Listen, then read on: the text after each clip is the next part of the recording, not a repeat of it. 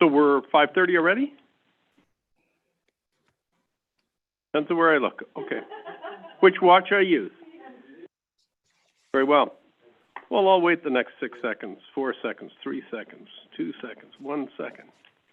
And here we are at 5:30. Okay. Please be advised that tonight's meeting is available for the public to attend virtually and is being streamed and recorded. I'll call this meeting to order, and I'll ask for a motion to adopt the agenda. Moved by Councillor Souls. Seconded by Councillor Gerwing. All those in favor? Carried. Administration report number 19, tourism strategy, is received for information. And we have with us tonight Elise Mayo.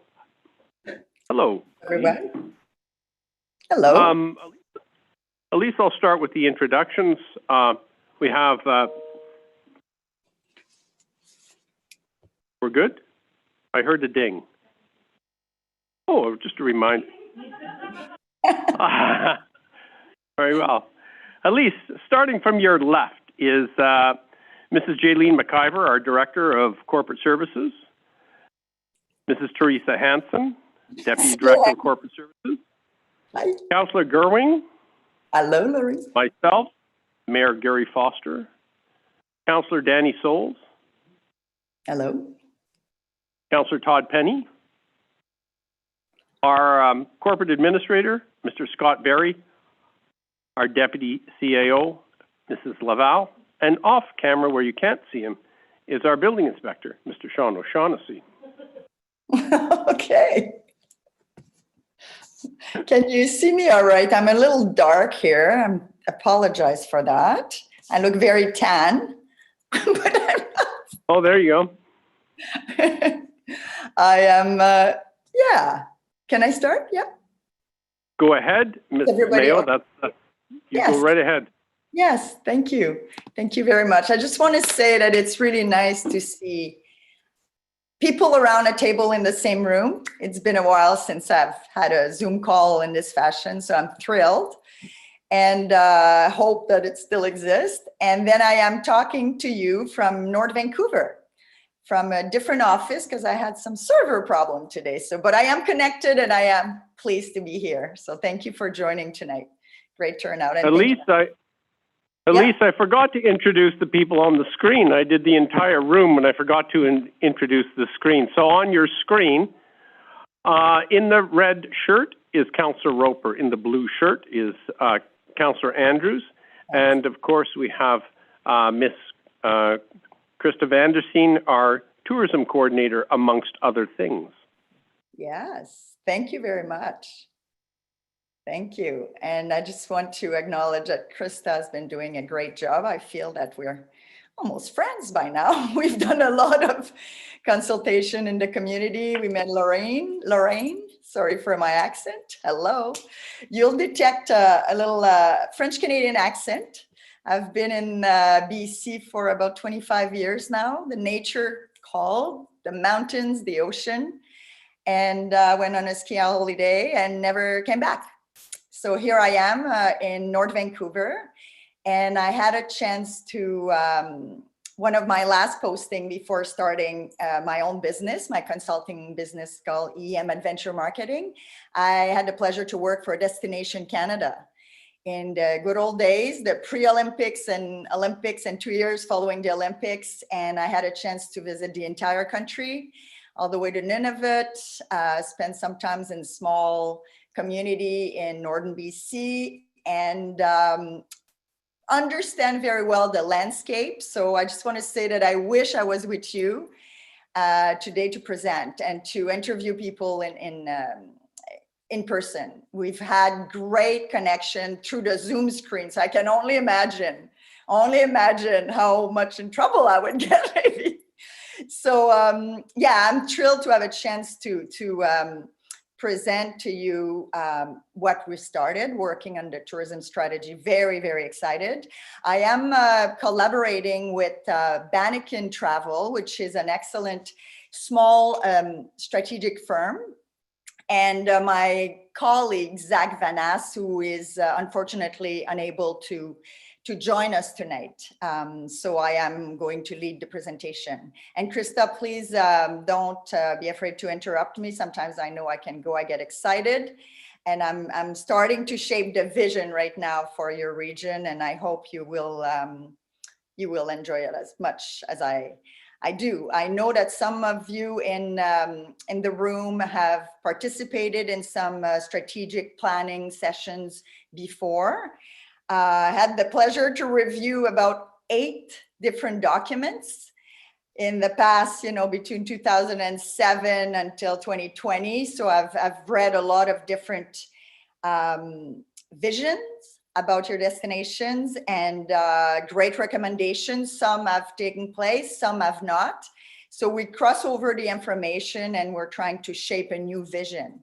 So why are we here? We're here because we want to restart tourism together. There's a growing interest from what I could see on your council a little bit, and from people in the community that seems to have evolved, and their opinion of tourism may have shifted a little bit.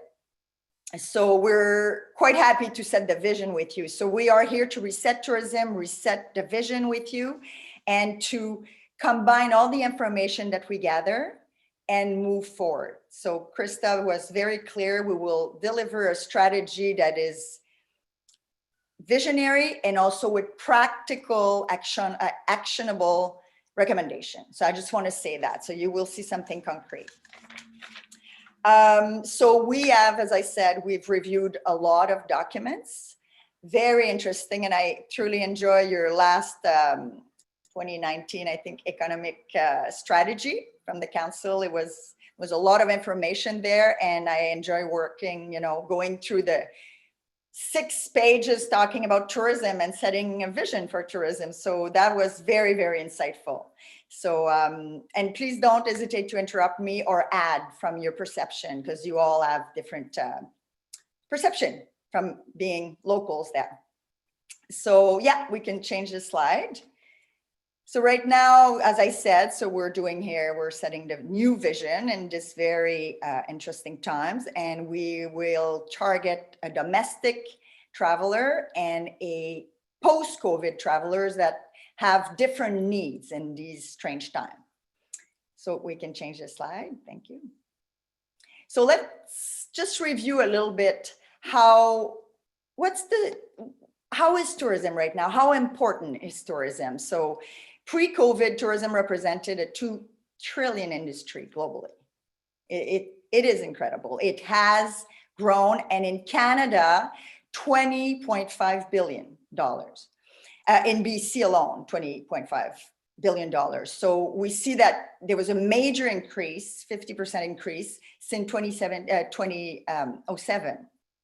So we saw, before the strange pandemic happened, exponential growth that have led to great opportunities for some communities, and others that have created the volume of tourism in certain areas, created big problems. The over-tourism, I'm sure you all understood what that means. You may have lived it firsthand. So that's what happened. So we're starting at a different point now. We can change the slide, please. So we need now to welcome visitor, to reshape the image of our destination and make sure that we approach it while we're involving community members. The consultation with the community is very important to move forward in the plan. So we can move the slide. So who is traveling? So let's have a little spotlight on the Canadian traveler, the evolution of the Canadian traveler. So we know that the people, age 65 and older are still very much in good health, have the disposable income and disposable time to travel more. We see the boomers continue to travel, and sometimes they take their family along. So we see the multi-generation, multi-family, multi-gen traveling very far afield now. The Canadian boomers, healthier, wealthier, and connected.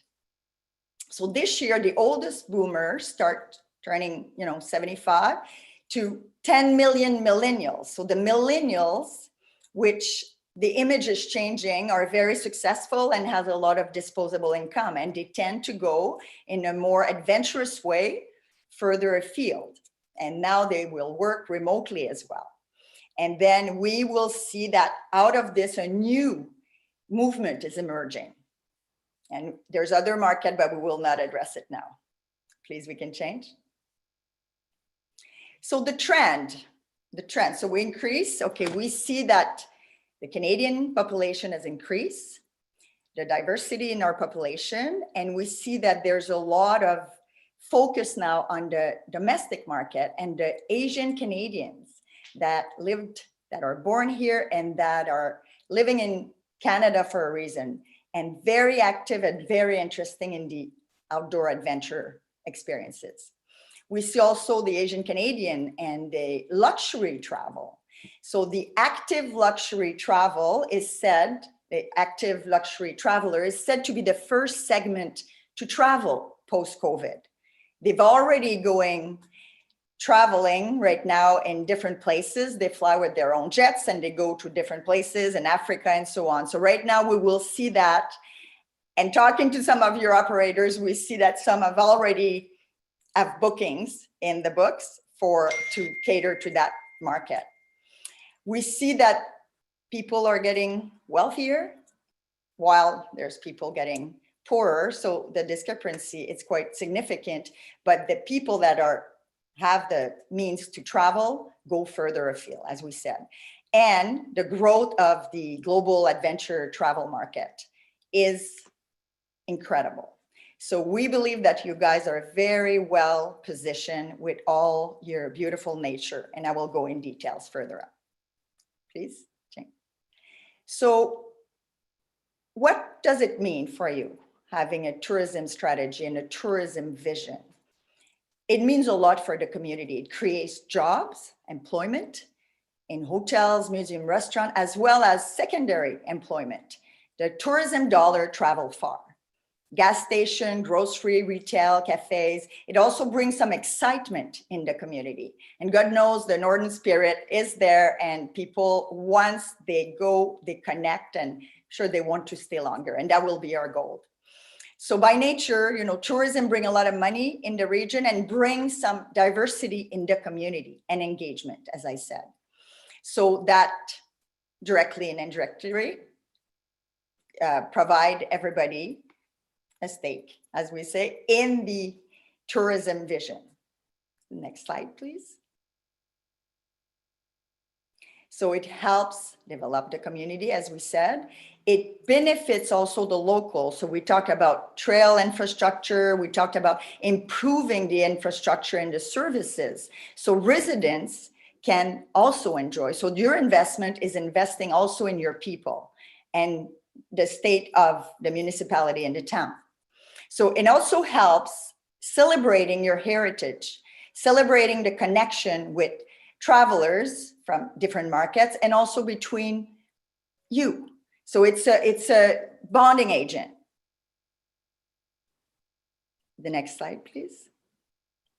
So what we've learned so far, which again, you will all agree, and there are more advantages and some very specific differentiator, as we call it.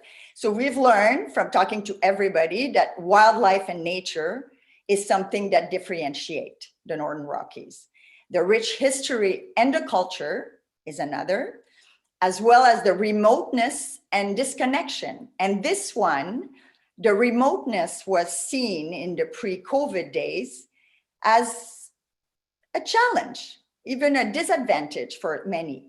But with the COVID, the post-COVID traveler wants to be away, wants to go further, develop new lands, being in its space, and reconnect with the self. So we see it as an advantage. So we will have to turn that around in your favor. Same with the disconnectivity. Sometimes it's scary the first day, but after you need to let go and regroup. So we see that as playing in your advantage in this era. The next slide, please. So over the years, you have embraced with Destination BC a new strategy. I'm sure you've heard of the iconic strategy, the iconic activities that are putting you on the Canada map and the world map. So by focusing on those common experiences, we carry the same message, and it shapes your vision, and it shapes your presence on the competitive tourism market. So we have identify some experiences, like obviously the Alaska Highway, that is the main artery where people enter your community, your destination, as well as the MK. I love saying that now. First time I read it, I wasn't too sure. So the Maskakichikan. So that is an incredible, incredible destination in itself. It's a destination within the destination, and one that I heard about a long time ago from a National Geographic explorer in residence, Wayne Davis. I don't know, I think he had a property around there, but he's an anthropologist anyway, speaking highly. I saw him speak in public at a very important international media conferences, and he said, forget Africa. This is the Serengeti of the North. And I know you guys have heard that. We need to play that card even stronger in this reshaping of the tourism for your region. We don't need to go far. We have it here in our own backyard. You do. So how lucky are you? And of course, all the natural, the beautiful attractions that you have. So the hot spring, the Laird hot springs, that are the second largest in Canada. I didn't know that. I talked to my friends. I want to go. I wish I was there. And a lot of people did not know about it. So again, that's about educating and have a consistent message about those iconic adventure. Now, in the northern BC region as a whole, there are two other important iconics. One is the Geopark, the UNESCO Geopark at Tumble Ridge, and as well as the ancient forests. And why are those important is because of their UNESCO designation. When you have such designation, you are featured on a bigger stage.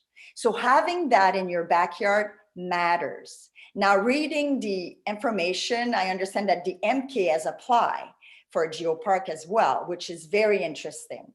So I think this is benefiting the destination in a big way, and we need to emphasize that and emphasize it in your branding, which we can talk a little later. So we can go next slide. So what are our challenges and the opportunities? I won't go too much in details, but this is where we really need to sit down and take it one by one. And that will be highlighted in your strategy. Krista will go over all this, already started. So obviously we talked about the distance. That used to be a disadvantage. So it's sitting on both sides right now. The cost, though, the air access and the cost to go to the destination is a challenge. So we need to address that.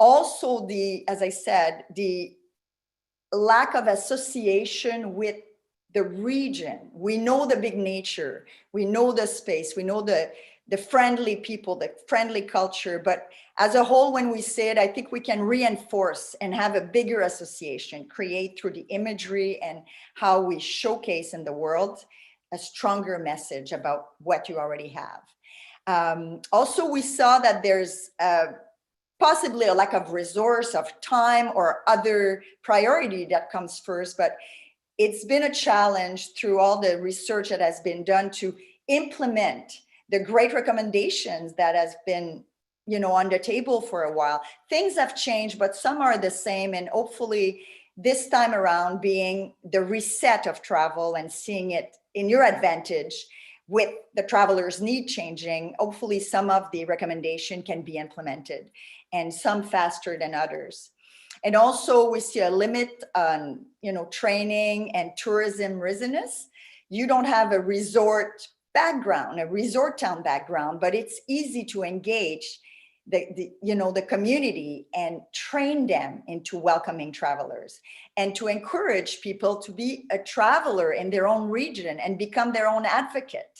And we can talk about it, about an ambassador, an advocate committee that we'd like to propose, and I will elaborate later. And also, as I said, you know, a lack of the brand awareness.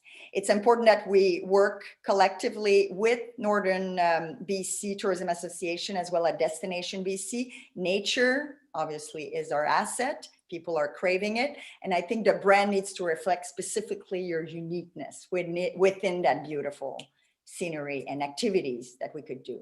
So enticing tourism asset, we have it in our pocket. We have four-season destination. It is an incredibly diverse and active tourism offering that you guys have. Prioritizing tourism, which we're turning it around. It can be an advantage because we are at the beginning. We're setting the vision now. So it is an opportunity in these times. And obviously you want ecotourism. There's so much that could be there. And reinforcing that message again, people want more of that. It needs to be sustainable for the destination and the people and the travelers going there. So exploring the different market within Canada, which right now in this era, again, we will be catering to first and foremost to our short range domestic traveler, then it'll be province-wide and then Canada-wide. And then the borders to the US will reopen an international market. But right now we need to, first and foremost, lift our product and experience offering to cater to the domestic market. And your family nearby within 8-10 hours is part of that market. So we need to have them come and visit you. So you need to convince to the offer as well. And yeah, so the original strategy will take us there. You can change soon, please.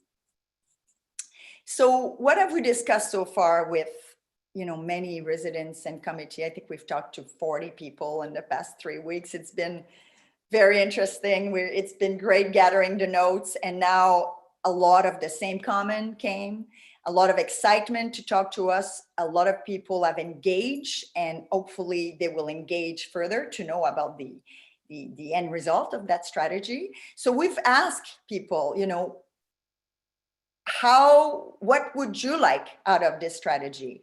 And they are interested to get involved. That's what we've heard.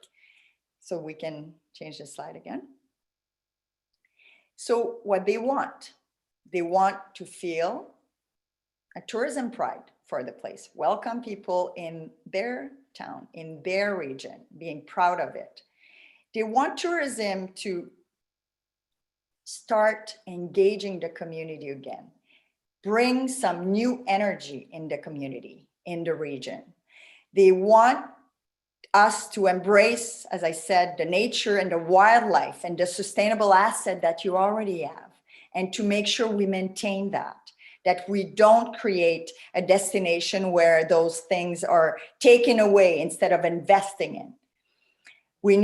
They want to give, you know, visitor enough so they can extend their stay in the getaway, the Fort Nelson, important hub. We need to make it attractive to them. And tourism will help people to connect, as I said a few times. You can change the slide. So again, they want the strategy to provide a fresh direction with actionable items that we can make so we can start already seeing some difference. They do not want to see things not moving. They've engaged and they don't want status quo. I think they feel that it's time to start implementing some of the strategy. They don't want the strategy to fail and, you know, not having the residents embracing it or feeling negative towards having people coming in their beautiful background. They want people to engage, as we said. And they don't want the wrong travelers coming. They don't want to see too many of them coming. We want to attract the travelers that will give back to your destination, that will create and engage with the community. And we don't want the influence of some maybe negative voice within the community. They want to see some positive, conversation when we talk about tourism. So the work we've done to date, so we've done a lot, as I said, of stakeholder engagement. We are drafting the interim report, so you will have it in your hands on Friday, Krista. So what we'll be sharing is an overview of the one-on-one interviews that we have conducted the past 3 weeks with the steering committee members and stakeholders. We've held 3 workshops with various groups. Public information, which was great. Really enjoyed the energy and the people interest in tourism. Some newcomers, some people that have been here for a long time but never really bothered logging in. I think we could have more people, but the people that show up and care had really great ideas. So I was thrilled about that. And then we are currently running a resident survey. I believe that, well, you guys were asked to fill it out as well. We extended the deadline till Friday, I believe. And so far we have, I think, 42 surveys coming in. So it's very good. And then tonight we're presenting to the regional council and hopefully steer some good conversation. I'm here to answer your question, but also to ask you to engage. There's a lot of you are living in this beautiful area. You are a tourist sometimes in your own town, and talking to Lorraine, I think the enthusiasm and appreciation you had for your region came through. And I think it starts by you guys. So I'd like to turn it around and really create, a dialogue tonight so we can take and incorporate it in our final strategy. We have our work cut out now that we know what people want, and we've engaged because we know the community engagement will be the foundation of a strong strategy. So what we have now is to analyze everything. So we have started to write a comparable analysis where we're studying some different destinations similar to yours, a little remote with a big nature tourism offering. So it will be interesting for you to see that, as well as building a tourism asset inventory and identifying the gap. Some assets are missing and we can together build that, and then do a situation analysis. And then in phase 3 next month, which is in a week, it's incredible. So we'll develop the final report. We'll review the interim with Krista, have a very close look at it, readjust, and then we will develop and deliver the final strategy for everybody to go through it and hopefully getting some good insight and ideas. We are thinking outside the box. I just want to say that. We're really some crazy ideas, but we are thinking 5 years, but we've asked people to think, 10 years ahead, 15 years ahead. Where are we going to be? So just to start the conversation a little bit, just to take the temperature, as we say, I'd like to ask maybe who within the group has participated in some tourism strategy before? Are there any of you? I think I've seen some of your names on some of the people that have been interviewed before. Maybe I'm wrong. Councillor Penny has, Councillor Gerwing has, any of the rest of you? We did a workshop that was with Mr. Nichols that touched on tourism a little. Yeah. And Lorraine, you took part in our second meeting, I believe. What was your impression? My impression of the meeting? Yeah, of the position, the introduction, and your take on it, and the level of conversation and interest we had around the table. Well, I mean, to be perfectly honest, as I can be, when I found out it was a 2-hour Zoom meeting, I was very apprehensive. Was from 7 to 9, so I'm going oh, this could be hard to stay awake, but that wasn't the case. It was very engaging. The people that participated, very actively participated. You could tell that they were very passionate about wanting to be there. The questions were very well designed to get as much information out as possible. So overall, I think it was, from my perspective, a very good experience. That said, I don't know that I learned too much new. Yeah. You know, like, yeah, I mean, Todd, you were there as well. We've participated in lots of these throughout the years. Yeah, so it was great, but again, a lot of it was repeat information. Yeah, I think for us, it was taking the pulse from a new perspective. So thank you for sharing that. It's always different through a Zoom screen. Obviously, it was challenging, and Zach came with the interactive, experience with Back to the Future exercise, and it's great to see that everybody got into it, because we were really engaging you and trying to get you think outside the box as well. So I think there was some good idea. We certainly learned a lot, and that was the exercise in this first step. So right now, I think I'd like to ask you, like, where do you think, from what we've shared tonight, and where would tourism sit on your agenda right now, knowing that times are difficult and there's other activities, obviously, and sectors that needs to be addressed to rebuild the economy? But what is your current opinion in the stage we are at right now about tourism and the tourism economy?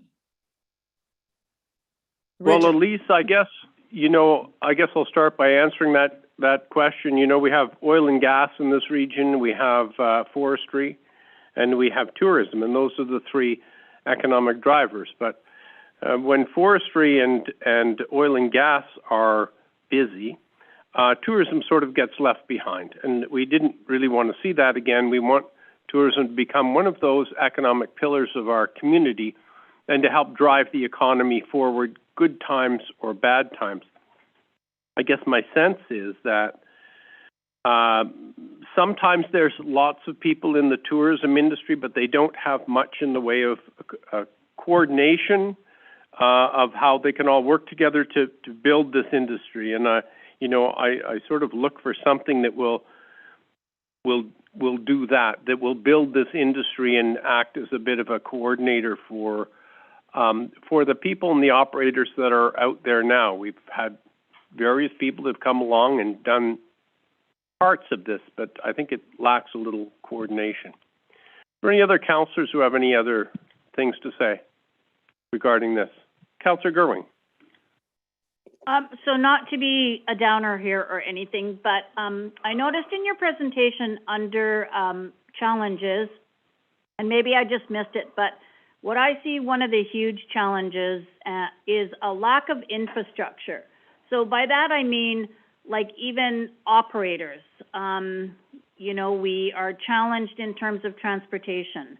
We don't have cell service. It's really interesting when you go to the different workshops and they talk about, what are those scan things, you put them on the posters and you can use your phone and you can scan QR it. codes. Yeah, thank you. Yeah. So we don't have any internet up the highway, that's not going to work. And, we lack proper washroom facilities up the highway.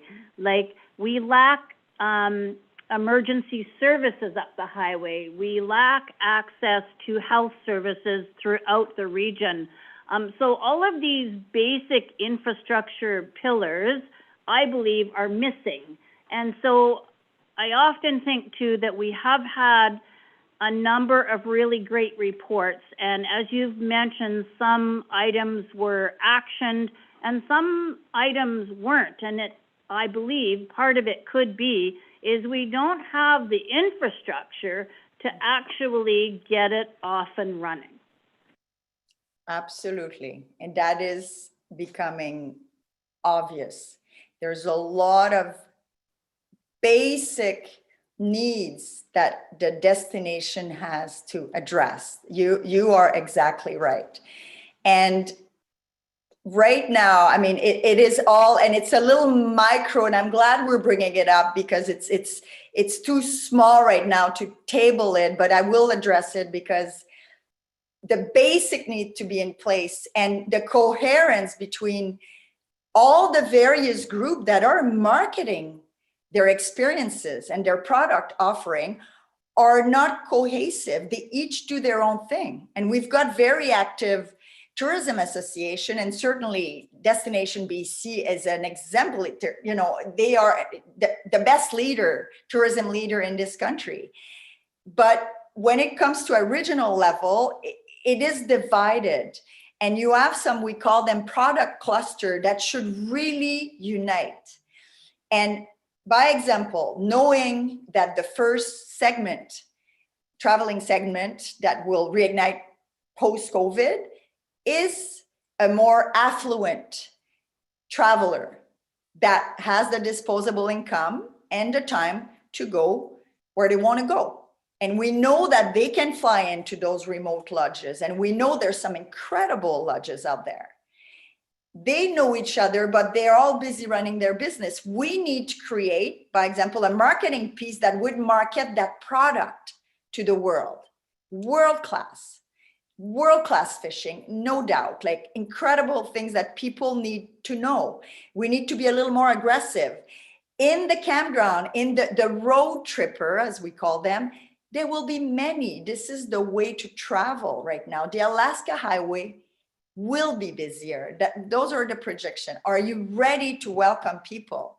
Are there the basics in place? Washroom, enough capacity in some campground that are already full in the summertime.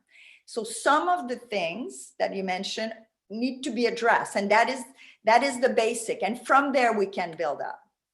Same in the art and culture, side. There's a lot that could happen. Again, we need that glue. We need that full-time tourism manager. I don't want to jump the gun here, but someone that can be that glue.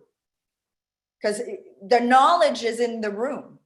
It's just to free the agenda, maybe to focus on tourism. It doesn't need to be, committee members are important because you divide and conquer, but everybody is busy. You need that someone that will pull. Same with, the First Nation experiences, which is incredible, but the collective sitting at the same table and build the product offering together, having that person that will be central is essential to move forward.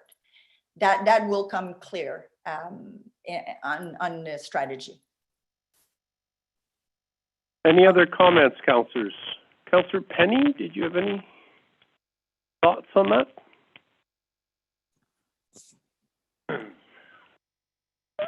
I couldn't say it any more than how you put it, Lisa. We are going to have to find, in my mind, somebody that's actually going to manage this going forward. Somebody who that is their sole job, because we have so much ahead of us, as Councillor Gerwig pointed out.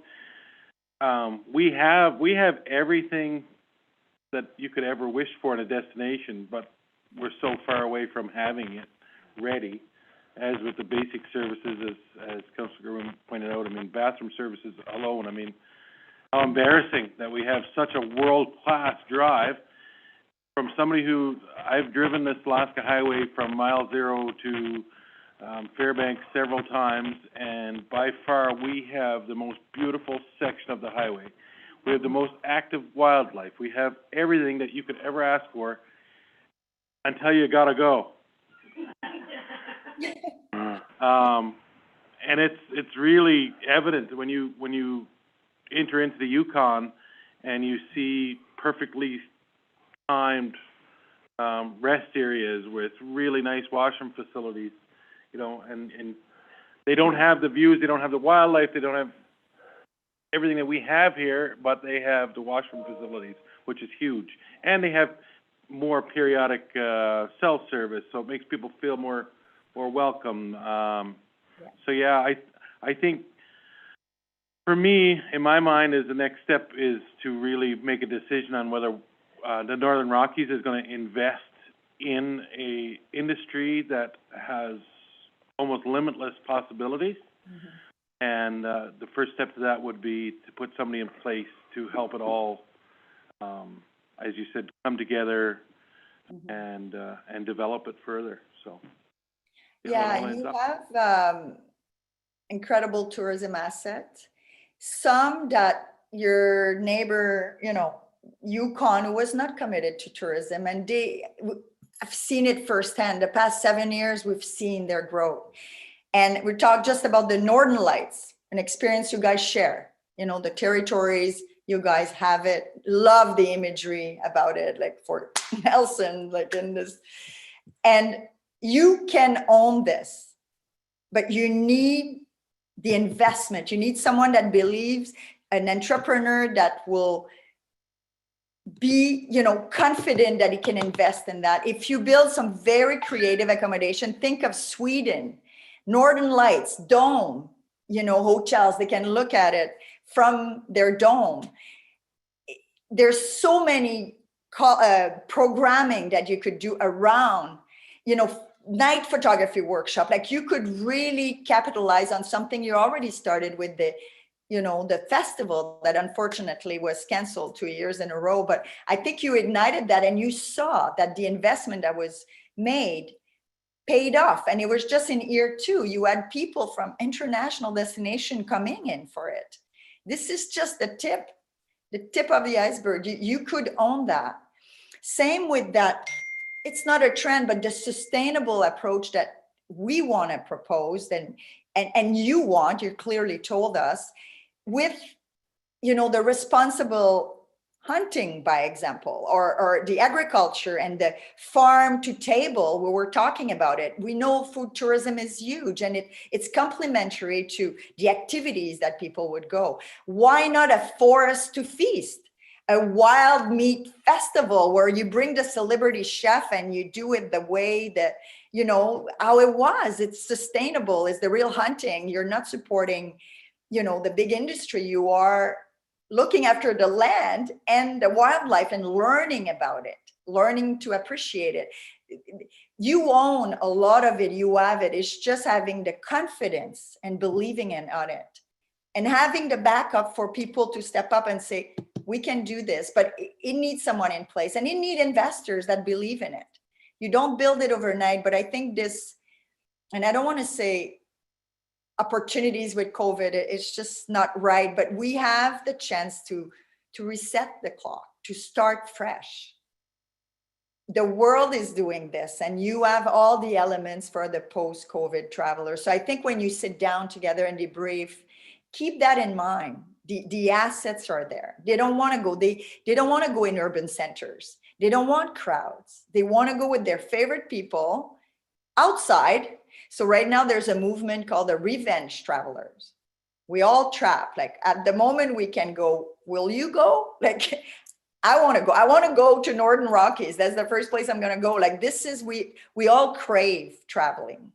And I think people will come and will be picky. So to come back to your point, the lack of connectivity is important, and your digital literacy and your digital presence, it's very important, because people are in front of their screens.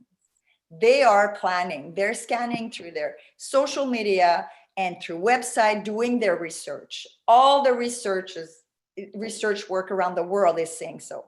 You're probably doing that yourself. We need to convince Canadians to travel within Canada, because they're a part of the recovery. Those holidays budget, we don't want them in Florida when it opens up. We want it here. And we can appreciate our own destination by starting ourselves, by becoming our own ambassadors, and then convince people to come. But we need to elevate the appreciation of tourism and elevate the value. So what is the first step is to excite people in the community by some community outreach, but proactive community outreach. And people will show up, because we are craving to connect and do something new and exciting. And I think that could really be the industry that will lift and open doors to other opportunity in other sectors. Your natural resources, the tourism and natural resources can cross. There's some educational tourism that can happen. You have some geoplant in the work, and incredible opportunities just in that. So I really see, and we have some example in our research, there's a cross there that can happen once the basic is in place. And I think this is the timing, and yeah, it's exciting to be at the table talking about it right now. Yeah. And to be, but again, digitally building our presence, reinforcing the brand, educating locals to embrace the value and the political will, definitely, and working in partnership. Of all words, partnership is key, to collaborate and know what's going on with Destination BC. They have created some incredible educational materials, some programs, some free courses. They have special fundings. Krista, you know too well, you apply for all those. Sometimes it can be painful, but there's money to help us. It's just we need to capitalize on it and having time to run those grants, because I mean, they're being generous. Right now, we could not have more, I mean, free education and the basic, good budget, fair budget to ignite the desire for tourism and put the basics in place. So I think that's. Do we have any other questions for Elise? Yeah. Councillor Andrews, Councillor Roper? Okay, are there any other questions? Councillor Souls. I don't really have a question. I just think that you're describing a relatively good framework. I look at it as a framework, Yeah. and I too agree that we need to have some person to pull all these different aspects together to fit them in a framework. I know that I see, just from our experience with the festival before, when it did operate, and other travels, even sitting in the hot springs over the years and talking with the travelers from other places. And the things that I found fascinating, I'm one of these northern farmers, and I really enjoy it. And can you imagine what farmers from Oklahoma or Texas want to see when they come to a place like this? Say, how on earth can you actually farm in a place like this? And so you have this, they want to see it. And so I'm one of the ones that I see is I could connect what I do. It's very interesting. Lots of what I do is really interesting to people around. And yet I'm busy doing what I do and I can't connect. I can't do it myself. I see that I'm one of many. There's lots of us in our community that are like that. When festival goers came here, they were surprised to see the scale of, I mean, imagine the world's most decorated sled dog racing family that's ever been is here in our community. And that distillery that's here in our community that distills black spruce, that is actually one of the largest distilleries in the world, essential oil distillery. Imagine how many people are in essential oils around the world. It really is something, but we're not pulled together into a framework. So I think you're on the right track. Yeah, I think it's prioritizing. It's not the lack of, as I said, you have it already. You've said it. You've said two that are on the list, and the designation. You have UNESCO sites next door, which is, when we think of tourism, it's important to there's no competition. We're completing. There's no competition. There's no room for competition. We're completing each other. Travelers that come is on the road and he goes experiencing. So, Northern BC as a whole is huge. So let's bring them there and then make the curb appeal to get into your town a little more attractive. They'll come. Once you talk to people, you want to stay, but you need that, make them turn, you need that turn. You need that a little more than just going to the, I'm not saying that you have an amazing museum, but, just more than a grocery stop before the camping ground, the camping trip, or there's so much already there. I think it's a matter of just making it a little more obvious, lifting it from the, so yeah. Councillor Gerwing? Mm-hmm. So, Councillor Souls, I think you make a really important point in that, farmers from all over the world would pay money. They would love to come and see what you do, but you're doing what you're doing.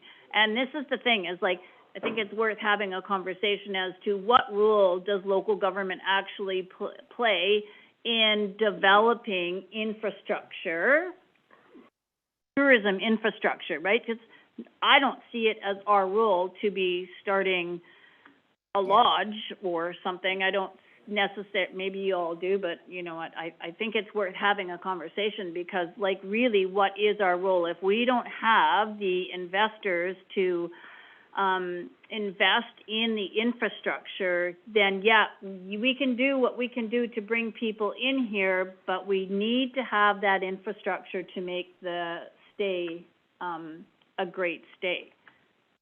Yeah. Councillor Penny. To that point, I think that where we stand is really to attract those people that are going to come in and invest. And our, you know, we do have that one small group from up north, the CUNY tours. Since they came up here, have you met those people yet? Anyway, they were doing tours in Vancouver area. Mm-hmm. Have family that lives up here in Northern Rockies, and with COVID, everything happened, and they come up here, and now they've seen what opportunities are here. They had no idea before.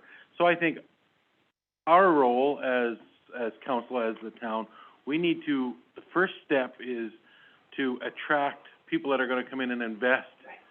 And once that happens, yeah, because we're not the ones that are going to set up a tour. We're not the ones that are going to put up a lodge.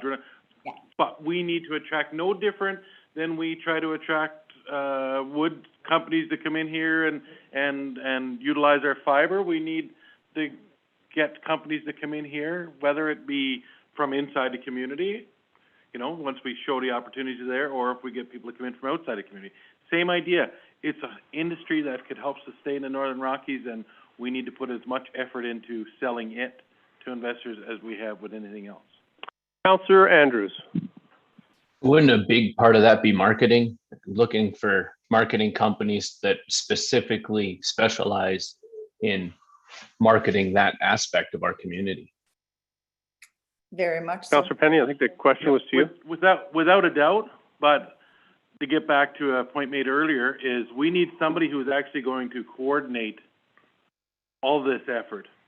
You know, instead of just hiring, you know, it's great to have yourself at least come in here and help us build a strategy, and maybe we hire a marketing company to help us market, but we need somebody that is working for the region that keeps it all flowing.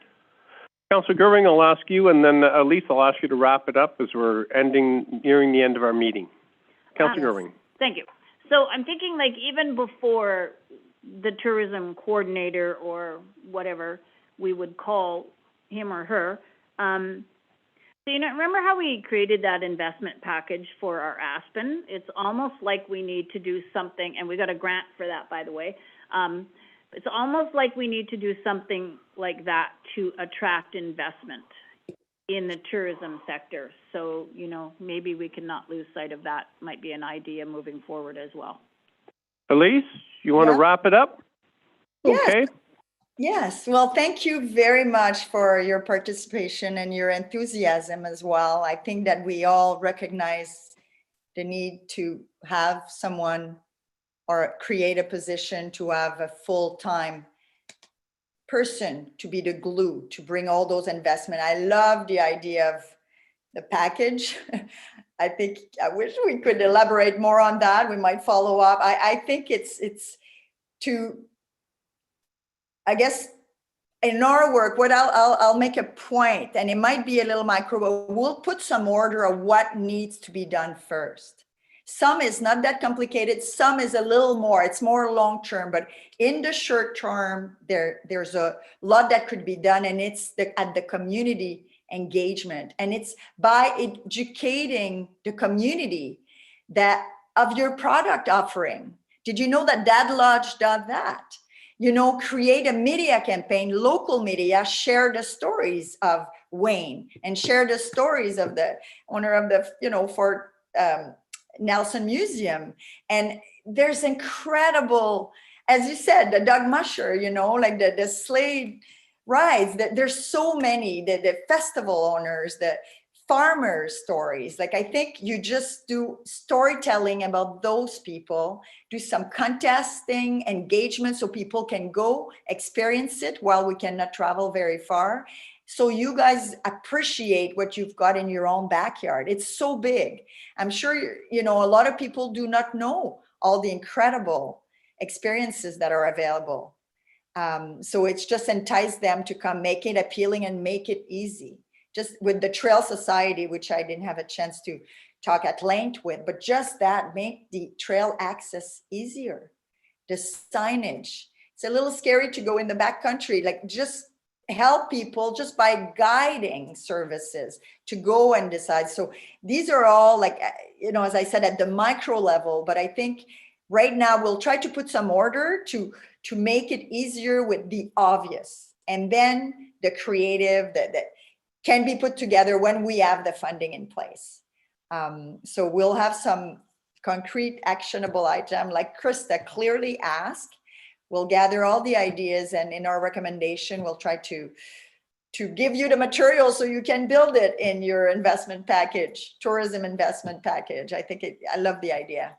So thank you for your participation, and I appreciate having the opportunity to meet you all. And I really wish I was there. It'd be a little easier to connect.